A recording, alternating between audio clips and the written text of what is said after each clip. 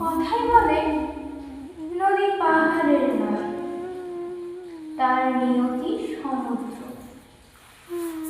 কথাটা ভুলও নয়, তবে পাহাড়ের কে মানুষ না? কই কোনোদিন তো আর দেখিনি সমতলের মানুষ পাহাড়ে গিয়ে চিরদিনের জন্য বসবাস করছে।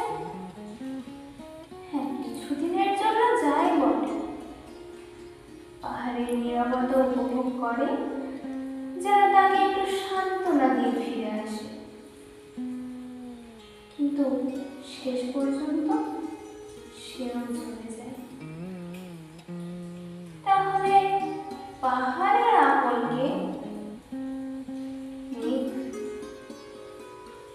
কই না তো,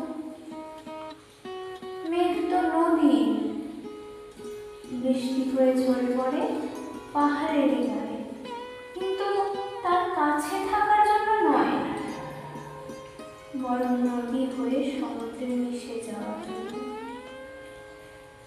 তবে কি গাছপালা?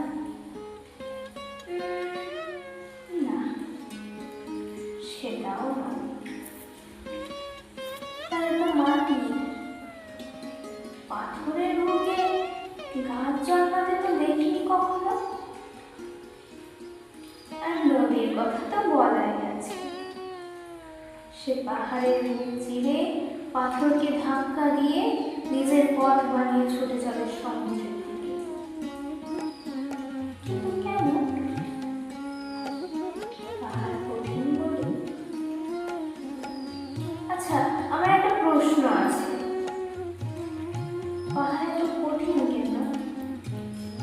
আর পাহাড় এত কঠিন বলে কি সবাই তাকে ছেড়ে চলে যায়, নাকি সবাই ছেড়ে চলে যায় বলেই পাহাড় এত কঠিন হয়ে ওঠে? আচ্ছা, পাহাড় কি সত্যিই কঠিন? তাহলে যে পথে নদী বয়ে যায় সেই পথে সে নিজের ছাপ কি করে রেখে যায়? তবে কি পাহাড়েরও কষ্ট হয়?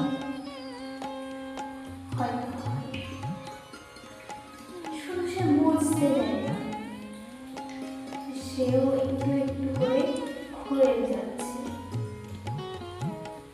হয়তো কঠিন হওয়ার যোজনায় সে এতটাই দক্ষ যে নদী বুঝতেই পারে না তার স্পর্শে পাহাড় ভেঙে পড়ছে, ক্ষয়ে যাচ্ছে। নাকি নদী বুঝতে চায় না? যদি কোনোদিনও সে পাহাড়ের এই নীরব কাতর কষ্টটা বুঝতে পারে, অনুভব করতে পারে, তাহলে কি হবে? সে কি থেকে যাবে পাহাড়ের পাশে,